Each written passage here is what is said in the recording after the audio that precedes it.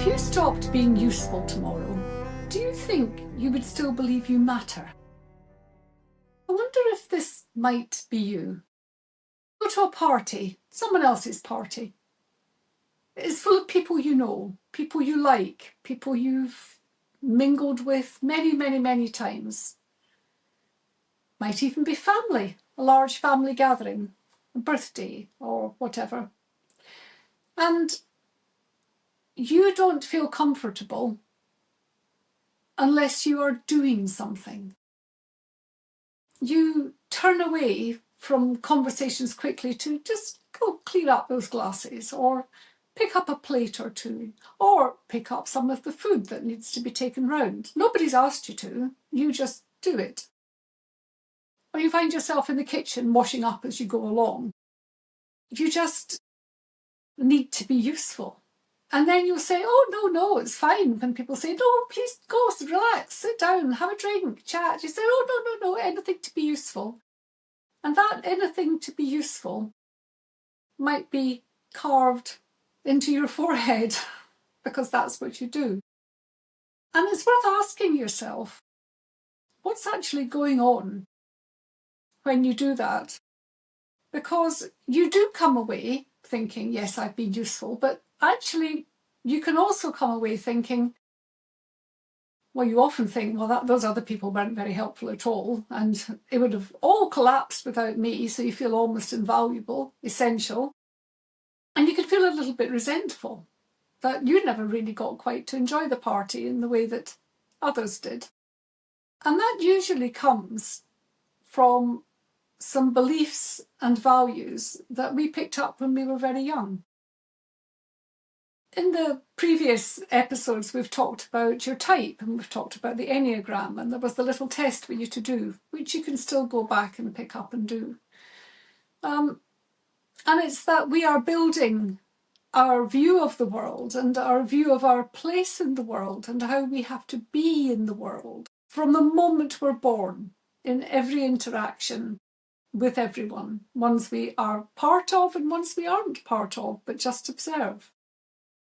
And in that process, particularly over the first 7 years, but it does continue longer than that, we are deciding what keeps us safe, what keeps us secure, what's likely to keep us loved or at the very least accepted.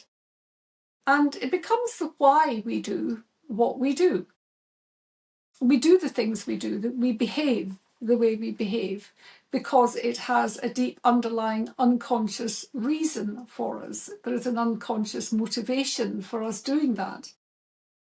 And those unconscious motivations, which were very helpful and essential to us, at least we constructed them early on, we carry them on into adulthood, and then we can suddenly find ourselves or become aware of ourselves doing things that we think, well, I keep doing it, but I'm not entirely sure it's doing me any good or making me very happy.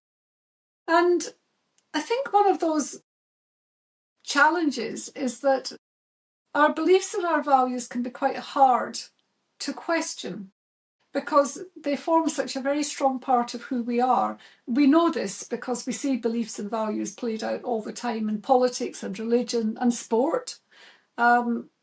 Genuinely, people will have deeply, deeply held beliefs, which are simply saying, this is part of my tribe, I am part of it, this is how we are, this is how we do things here. If you've ever gone to someone else's house or married into a household where they had, really good, strong family traditions, that's their way of doing things, and they have a core set of beliefs that are attached to those. One of the things that we say quite often is, oh, I'll believe it when I see it. But actually, the reality is the other way around. You'll see it when you believe it. We run these underlying programs inside us, which are telling us things about ourselves and about the world. And they're rarely ever true. They're certainly not fact. They're just our interpretation. I, for example, I've written this book, Feral. This is what all of this is built on. All of these podcasts and everything else are built around Feral. And I have wanted to write this book and to do this thing for about 15 years. I made a little stab at it in about 2013 when I wrote a little book called The Kama Sutra of Work. And it's on the website and you can download an e-version of it for free if you want to. It was very much the precursor of this, and I just wrote it for some of my much younger female clients and co-workers. But I've always written, and I write a lot, and I think a lot, and I talk a lot.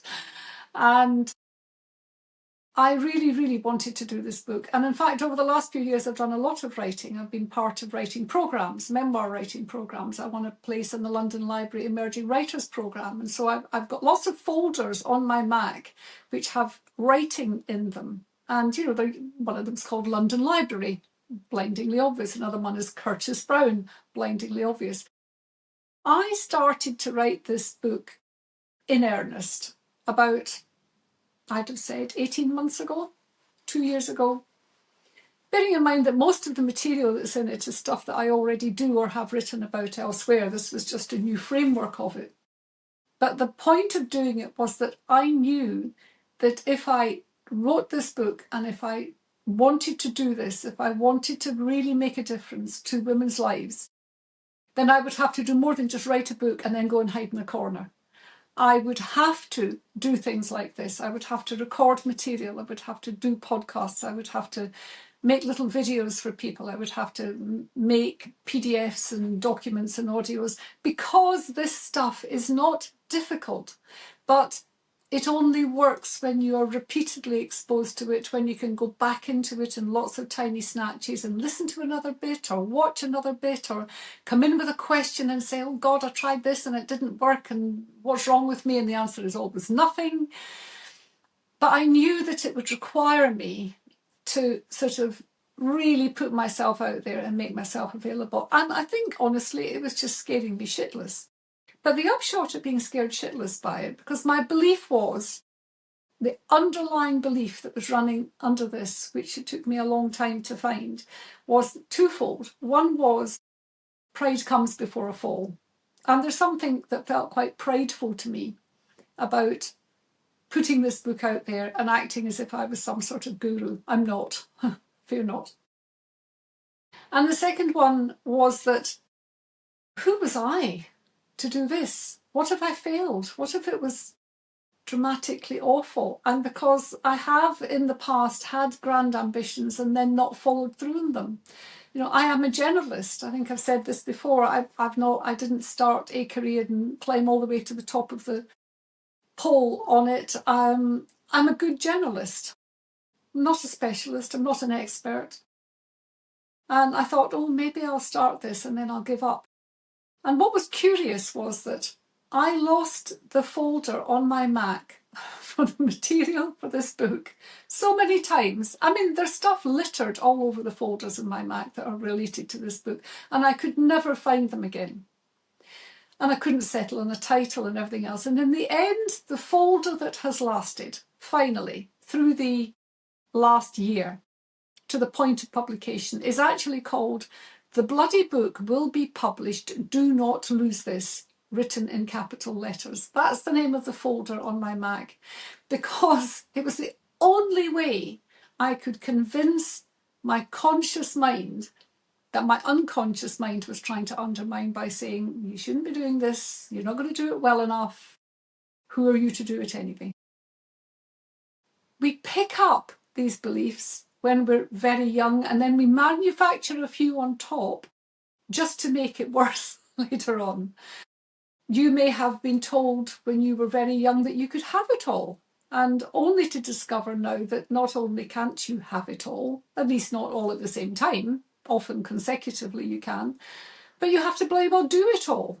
But what you might do because of that belief about you can have it all is that you are killing yourself to build a career, do a job, bring up the children, look after the husband, look after the house, look after your parents, be a good friend, do sport, do exercise, read books, educate yourself, go on courses, and you wonder why you are absolutely cracking. And you're cracking because you've got an underlying belief which says you can have it all.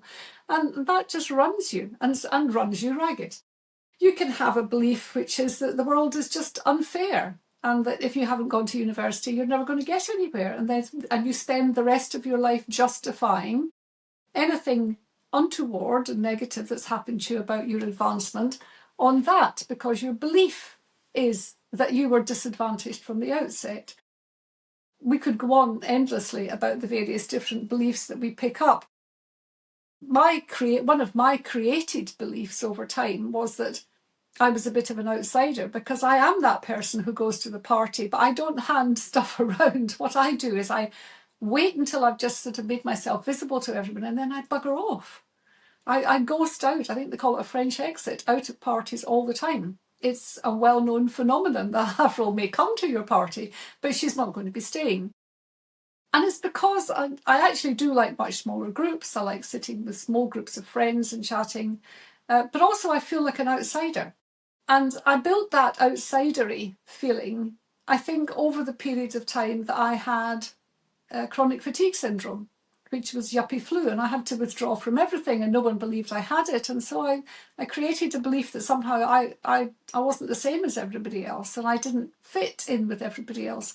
And it was only when I went to a reunion at school with people I hadn't seen for 50 years.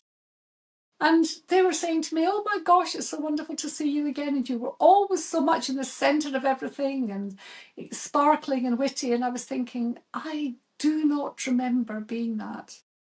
But I had created a belief for myself. So yeah, we can do that. We can do that to ourselves too. So what can you do to sort of uncover some of your beliefs?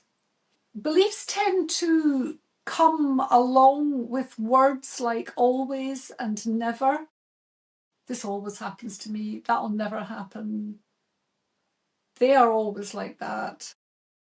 This is just typical. Trust me, this is my life. You know, this sort of permanent feeling that something is going to continue. That it comes along with words and internal words like that. It comes, your beliefs and your values show up with, automatic autopilot behaviour when you immediately launch into, the example there was tidying up, because it could just as easily be something dramatic like walking out of something, or getting involved in something you shouldn't get involved in, or avoiding something. You may have beliefs that stop you from engaging in certain things. But whenever you sense that automatic response, it's not come at all from a conscious thought process, which has said, is this good? Is this valuable? Is it useful? Is it worthwhile? You haven't done any of that, just boom, you're in. Then you're running some belief, or you're running according to some sort of value. And the good idea is to ask yourself, why? Why am I doing this? What am I doing this for? Why do I think this is a good thing to do? What is it likely to give me? Because the person who is rushing around the party, not particularly enjoying themselves, but just being very useful, is being useful because somehow or other they have developed a belief that unless they're useful, they won't be valuable. And just sitting down and not lifting a finger and letting someone else do it would be an awful thing to do. That they will only be valuable, and therefore by valuable probably loved, if they're useful. So your beliefs that are sitting under all your operating system are running your life. And attached to the bottom of this, under this video, there is a link to what's called the 5 whys technique. Because the reason that we do things is rarely the obvious one. So you might have, for instance, I work very hard, I overwork because I want to make money. Well, why do you want to make money? Well, everyone wants to make money, but yeah, but why do you want to make money? Well, I like money. So why do you like money? Well, money makes me feel good. So why does money make you feel good? Well, because I can buy things. Well, why does buying things make you feel good? Because then people will look up to me. And why is it important that people look up to you? Because then I'll feel valuable. And why is it to feel valuable? Because I don't think I'm valuable enough. So you can actually get to the reason why you do things and find that you have behaviours which are a response to something that you've really not wanted often to recognise. That you're running an operating system which you've inherited or then created on top of an inherited start. So I think if you could use the 5 whys technique, if you find yourself doing something and you're aware that the doing of it is not particularly useful for you, and then you try and interrogate the belief and use the 5 whys technique. And what I think is going to be really useful is that you can use that technique, but there's actually a really, really quick way to find out what your beliefs are that we're going to do in the next episode. And it's the one that all of us use all the time. And it literally speaks our unconscious mind out so that we can see it laid plain in front of our very eyes. And I think you'll enjoy that one very much. Next party you're at, glass in your hand, before anyone's even asked you to clear it up. Put it down. Stand in the middle of the room and just do nothing for about 30 seconds. It'll feel wrong, and that's not you failing. That's just the belief talking. A belief that you installed for all the right reasons decades ago. And the one that says that you stop being valuable the moment you stop being useful. And that's not you. It never was. And every single time you catch yourself in the act and you stop it there and then, and you just give yourself pause, you'll start to rebuild a new belief. And it works every time.